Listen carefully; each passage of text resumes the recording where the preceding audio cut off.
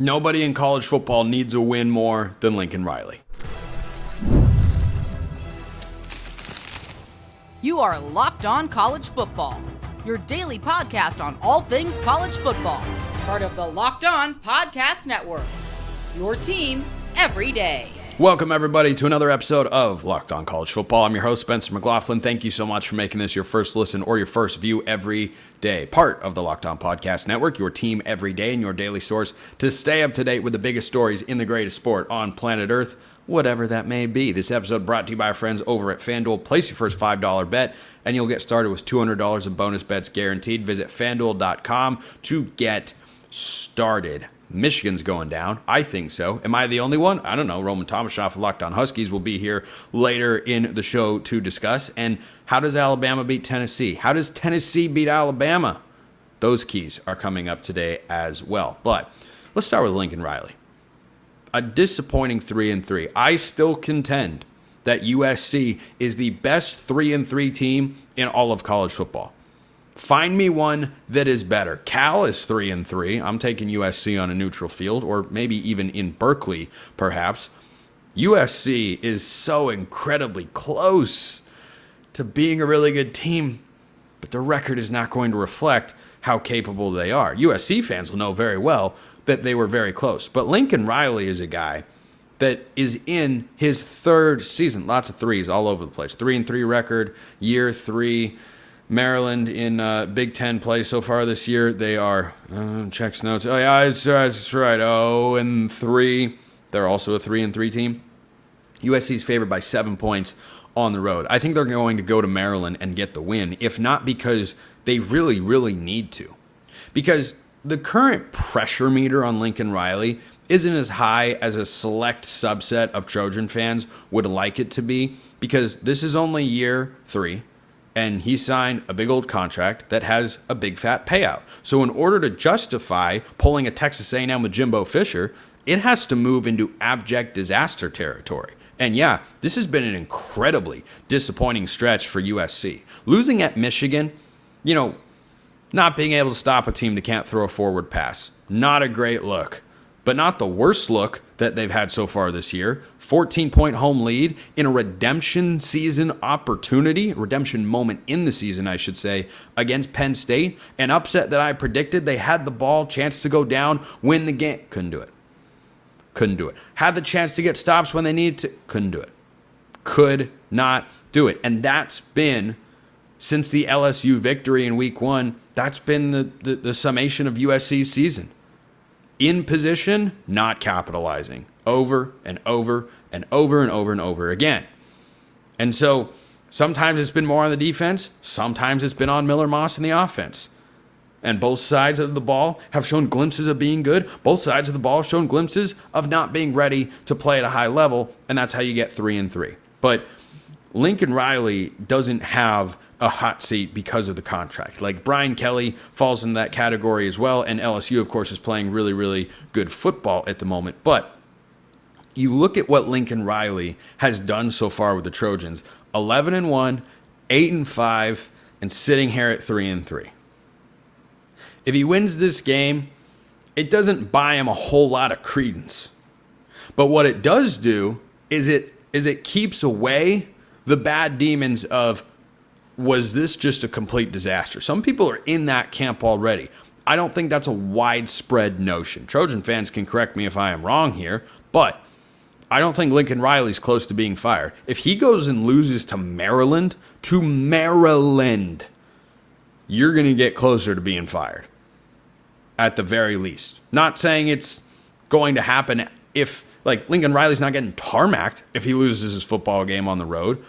But it's one thing to have 3 losses at this point in the season. It's another thing for those losses to have come so far against a Michigan team that by the end of this weekend might not be ranked in the top 25 and threw for 32 passing yards, and a Minnesota team who could have lost to your crosstown rival last week in UCLA that might end the season 1-11. That is a legitimate possibility.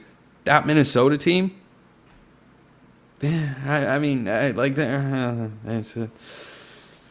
not terrible, I guess, but they're not great either. So the only saving grace, at least in my view, for Lincoln Riley is that this is year one of having D'Anton Lynn as the defensive coordinator. And to get a side of the ball as overhauled as USC needs it to be, because the last couple of years on defense, they were putridly awful.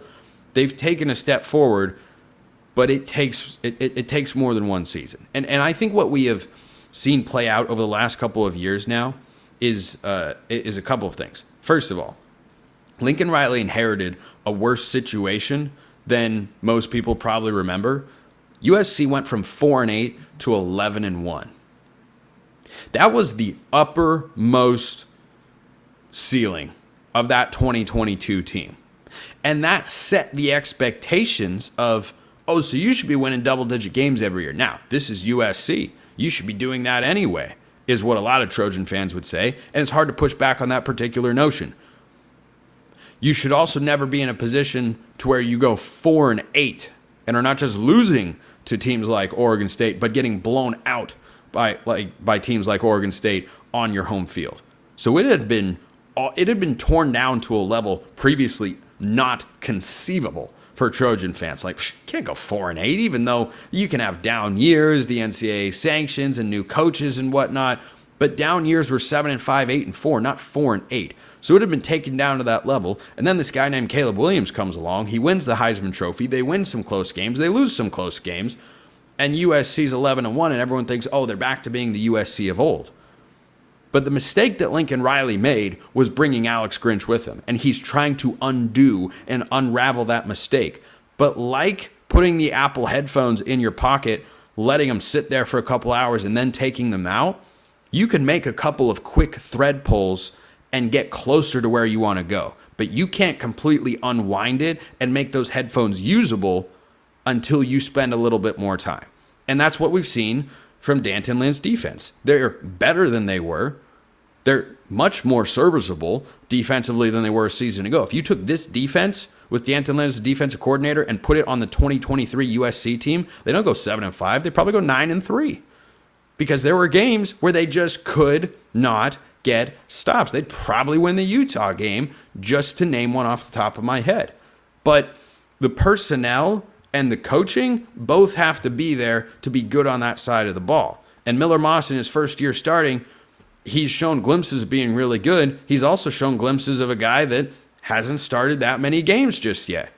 And he's started to have the turnover bug. And he's got to work that out. And Lincoln Riley is still the best quarterback whisperer in all of college football. So I have every bit of confidence he's going to be able to make that adjustment. But this USC Lincoln Riley experiment has not gone well in the eyes of many Trojan fans.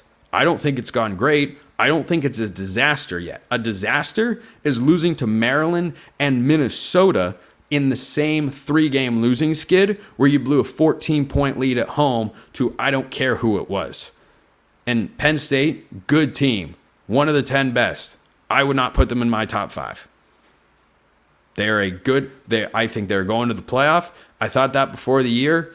I do not think this Penn State team is one of the 5 best in all of college football. I think they're one of the 10 best, but I think USC has shown they can play with a top 10 team because they did it against Penn State and they beat LSU in the first week of the year. So Lincoln Riley needs a win.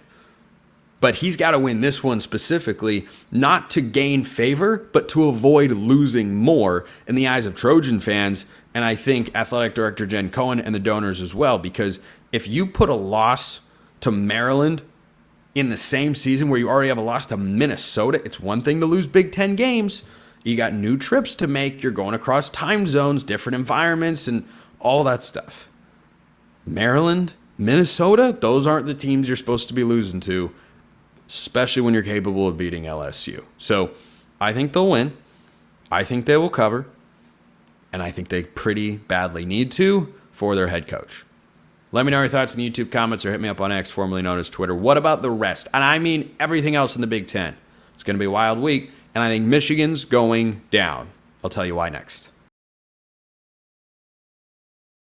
First, a reminder that this episode is brought to you by our friends at FanDuel. NFL fans, you can start the season with a big return on FanDuel.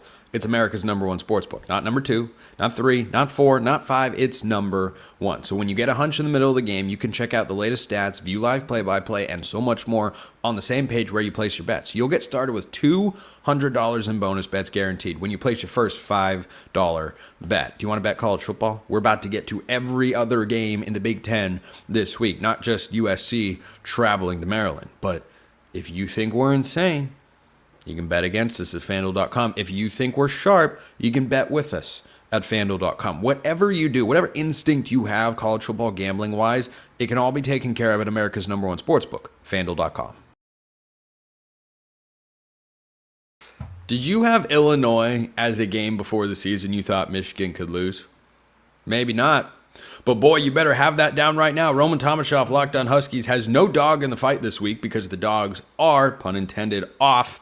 So they're taking a little nap after the beatdown they got against Iowa a week ago. Right. But I had to slide it in just ever so subtly. But Illinois, Michigan, Roman, Washington beat Michigan a couple of weeks ago.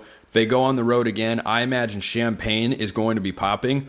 I'm going with what I don't know if it's the upset. It's not the rankings upset. Illinois is ranked higher, but it is the point spread upset because our friends at FanDuel have got Michigan favored by 3.5 points on the road. I think Illinois can do enough to hold their own against the physicality of Michigan, and I've got an actual functioning quarterback on one side, and I don't have one on the other, and I'm going with the Illini. Yeah, Spencer, I'm torn. Where I came in with a list, and this is the one where I'm like, okay, I don't actually know who I think is going to win this game. Where I look at the Michigan side, and like I said on our Big Ten squad show, I had the great displeasure of watching 2 of these 3 Michigan quarterbacks in person, and that's all I can really say about that. I wasn't necessarily very impressed with Michigan's toughness, especially like their mental toughness. Like they came back, they were down 14-0, come back against Washington, take the lead, and then that just felt like it. Felt like they just kind of disappeared, and maybe part of that was being on the road. So honestly, yeah, give me Illinois. Let's do this. Yeah, I think this is a low-scoring slugfest, go either way sort of game. And in those environments, I tend to take the team with a better quarterback. That is unquestionably Illinois. I hope I don't get any pushback there. Don't think I will. Luke Altmaier's been playing good football. He's been playing good football. They had a crazy game against Purdue last week.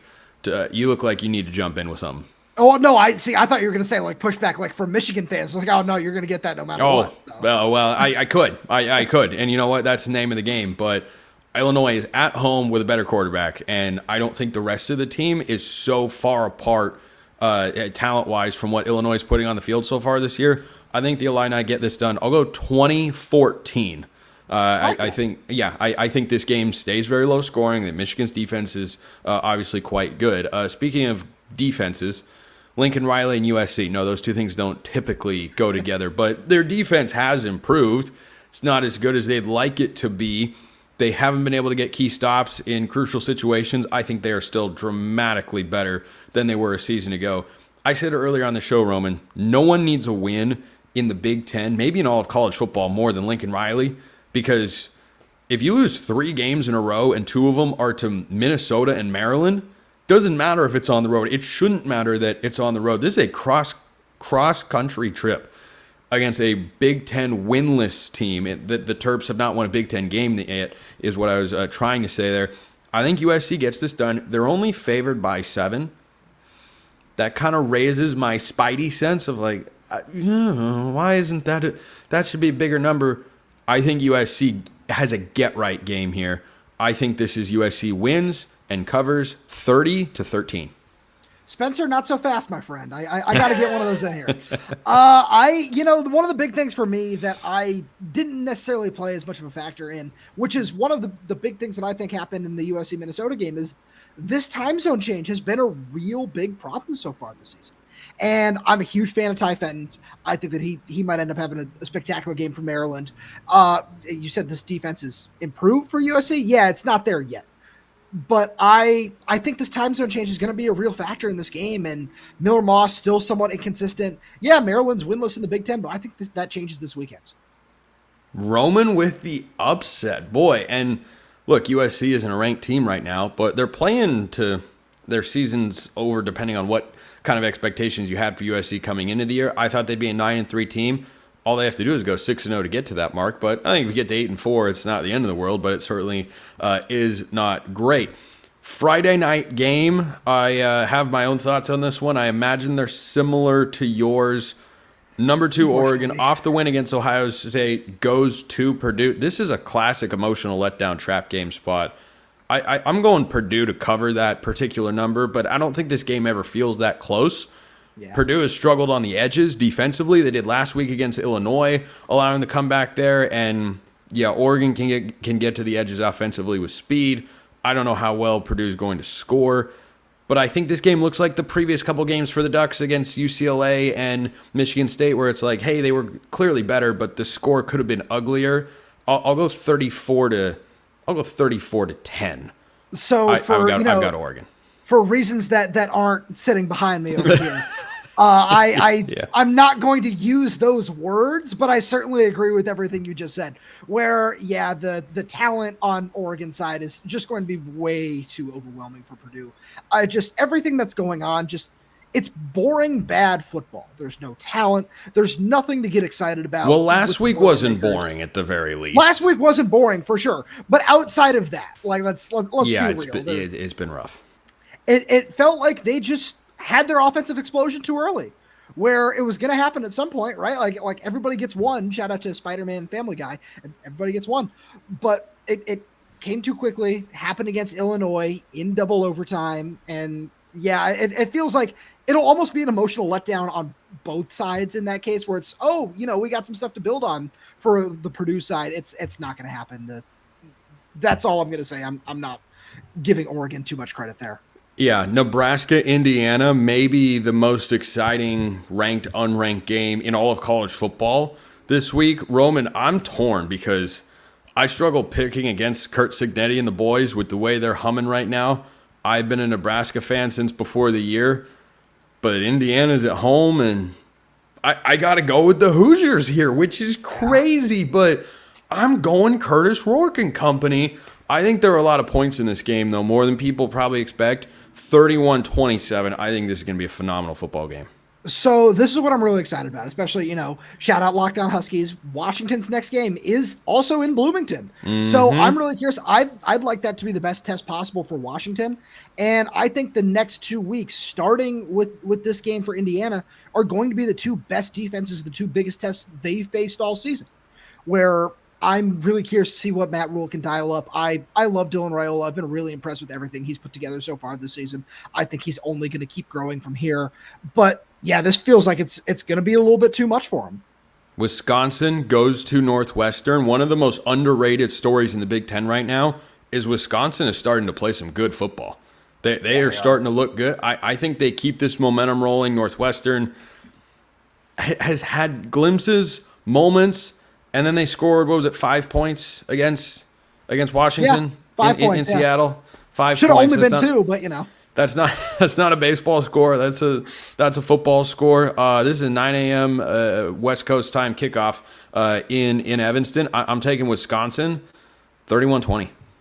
Yeah, it's similar to where I feel at Purdue, where there's not a lot of talent. Northwestern certainly has more pieces than Purdue does, but I wasn't really impressed. I know Jack Lausch is still improving. It's not there yet. Yeah, give me Wisconsin. Do you have the guts to pick UCLA to win a game traveling to Piscataway? No. Me neither. I want to. The spread's only 4.5, but I can't do it. No. I can't do it. Kyle We'll do it Monanga's live. gonna go for 200 yards. We'll do it live. That's my favorite thing. Now, Kyle Monanga's going for 200 yards this weekend. He's going to run right through that defense. Give me 200 yards and 3 touchdowns for him. That's my bold prediction. Lock it in. 31-17. I think Rutgers wins at home. Lastly, to round out the Big Ten slate, Roman, Iowa traveling to Michigan State. I'm going with the upset here. I think Sparty gets this done off a bye at home. I think this is the statement win for the first season of the Jonathan Smith era in East Lansing. Give me Michigan State to find a way to win this football game. It's going to be ugly. They're going to muck it up. They're going to limit the possessions. This is going to be a slugfest. 13-10, Michigan State wins.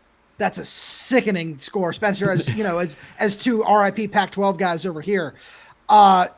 I'm not used to scores looking like that. Like that just doesn't make sense in my brain. I have to disagree with you here after watching what Caleb Johnson did to a really good Washington defense. I think that Michigan State just doesn't have the bodies to defend him, and he's going to have a really, really big day in this game. Well, one of us is going to be right, and the other one is going to be Roman Tomashoff. Locked On Huskies, appreciate it as always, my man. Spencer, as always, thanks for having me. How does Alabama beat Tennessee? I will tell you how, and vice versa. That's coming up next. Guys, ever feel like you need a little boost in the bedroom? Well, it's time you stop worrying about your performance and get HIMSS so you can feel confident knowing you will be at your best. HIMSS is changing men's healthcare by providing you access with affordable sexual health treatments from the comfort of your couch. The process is 100% online. There's no need for uncomfortable doctor's visits. No insurance is needed either, and one low price covers everything from treatments to ongoing care. Start your free online visit today at hims.com/lockedon. That's HIMS.com/lockedon. To get your personalized ED treatment options, hims.com/lockedon. The products mentioned are chewable compounded products which are not approved by or verified for safety or effectiveness by the FDA. Prescriptions require an online consultation with a healthcare provider who will determine if appropriate restrictions apply. See website for details and important safety information. Subscription required. Price varies based on product and subscription plan. hims.com/lockedon. Do you remember the last time Alabama went to Knoxville to play Tennessee? It was a good time. As someone who didn't have a dog in the fight, of course, because 52-49 is what you'd call a classic Big 12 score. But now it's a modern day SEC score. We're not going to see that sort of score on Saturday. So I'm going to start with how Alabama wins the game. And then on the other side of this segment, we'll get to how Tennessee wins the football game. Key number one for the Alabama Crimson Tide: score early. This Alabama team has taken a loss on the road against Vanderbilt in one of the greatest upsets in the history of the sport. They were not able to get an early lead. In fact, they were trailing. And when you become a team that is trailing, you can force a little bit. It can be hard to stay within yourself, to just stay focused on the game plan, on execution. You try to do too much. And something I talked about earlier this week on the show with Luke Robinson of Locked On Alabama is how Jalen Milroe doesn't look right because he doesn't look comfortable. And if you get him behind Tennessee, like if the Vols jump out to a 10-0 lead, you have two problems there if you're Alabama. Three. Actually, you have three problems, not just one problem. Problem number one, you're trailing 10-0. Okay, that's obvious. Problem number two, the crowd is going to get into it, and they are going to be red hot for this one. Going to be a phenomenal environment, as it always is, there in Knoxville. And problem number three is you are going to compound what Jalen Milroe has already been doing anyway, including last week at home or the week prior when Alabama fans probably outnumbered Vanderbilt fans, where he starts pressing. He starts forcing the issue. And Kalen DeBoer and Nick Sheridan, the offensive coordinator, and the rest of that staff have to find a way to get Jalen Milroe back on track. Because right now, he's gotten the train off the tracks. He's got a couple of wheels hanging off. It reminds me of this train set my grandparents have had that they break out around Christmas time every year. And it's magnetically wired, and you got to get the wheels just right on the track. And if the metal wheel is touching the metal track, the electricity goes and the train runs. And it goes one way and then it goes back the other way. But there's a little switch underneath. And when the switch hits, it changes the train's moving direction. But that can also cause the wheels to get off the track, and then the electricity isn't flowing. So Jalen Milroe the last couple of weeks has started out on the tracks, but then very quickly he faces a little bump or a switch gets flipped, and suddenly the wheels are off the tracks and there's a disconnect, and then the offense isn't rolling. So this is what Alabama has to be able to avoid. You cannot go out, and I'm not saying they have to get out to a 14-17-0 lead in order to win the football game. They don't. This is going to be a four-quarter knockdown, drag-out, field goal, go either way sort of football game. But they have to find a way to get Jalen Milroe comfortable and consistent. The 2 C's. Get him comfortable in the pocket and get him playing consistently solid football, where he's not throwing the ball into double coverage, where he's protecting the football, making plays from the pocket. Get him back to the Heisman Trophy favorite, or at least one of them, that he was playing like through the first few games of the season, and not the guy we've seen the last couple weeks who resembles somebody that got benched a season ago because of turnover problems. So that's the biggest key for Alabama. You can't let Tennessee get off to a hot start, and you've got to find a way to settle Jalen Milroe down. Make him comfortable throwing the football from the pocket. And yes, you want to use his legs, but try and save that for the design situations, because when Milroe gets outside the pocket, I often feel like there's a higher chance he's going to turn the football over than there is he's going to make an explosive or dynamic play with his arm. So that's where the focus needs to be for Kalen DeBoer in Alabama. On the other side for Tennessee, run the ball, as Brent Key has famously said before. They have an interesting game, by the way. Georgia Tech, just quick side note, they play Notre Dame. At home. They're 11-point underdogs. I don't really know why, but anyway, that's a segment that I've talked about before. Tennessee, in the last couple of weeks, has been shut out in the first half. And guess what? Against Florida, they ended the game with, wait for it, 143 rushing yards. And the game before that, when they took on Arkansas, they ended the game with, wait for it, 174 rushing yards. Now, those are not abysmally terrible numbers, but this is definitely not the way the Vols offense operates at its most effective level, because you see glimpses with Nico Iamaleava, and you've seen the wide receiving core have some really good and explosive plays, which I'll get to in just a moment. But Tennessee's got to be able to run the football, and I think they need to run it to have explosive plays, which is key number 2.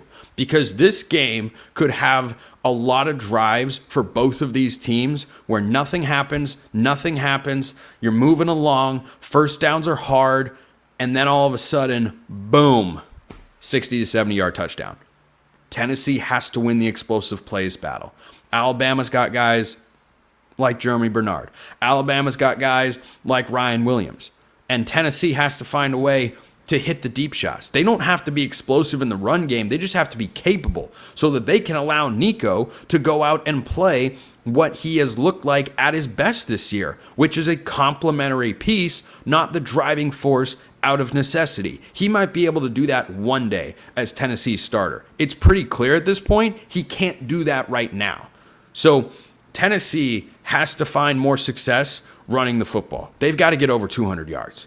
If you tell me right now Tennessee is under 200 yards rushing in this game, Kane Womack will have, I think, won a little bit of favor back with the fans in Tuscaloosa, and he's on a little bit of thin ice right now. And that would tell me that Tennessee is having to throw the ball more than they really want to. Because the last time these teams played, Bryce Young went for 455 yards, Hendon Hooker went for 385 yards. You don't have 2 quarterbacks in this game that are capable of doing that. You've got 2 quarterbacks that are mega talented and can make really good plays, but they're not going to have over 800 combined passing yards. That's not the sort of game that we're going to see. And I don't think you're going to see 52 to 49 either. So Alabama has got to be able to control the crowd and settle down Jalen Milroe. Tennessee, they've got to be able to run the football and win the explosive plays battle. You're going to see it on both sides. Ryan Williams is really good, and Tennessee's got to be able to at least match. I don't think they necessarily have to have, 5 explosives to Alabama's 2, but if Bama creates 4 plays of 20 yards or more in the first half, Tennessee's got to be able to match. You can't ask this Tennessee offense to go 8 to 12 plays down the field every single time. You got to get a couple of easy ones. And against this Alabama secondary, those opportunities may very well be there because they've been incredibly exploitable this year. So those are the keys. My prediction on the game is coming tomorrow. So just tune in, won't you? Appreciate everyone listening. I will see you next time. And until then, hope you have a wonderful rest of your day.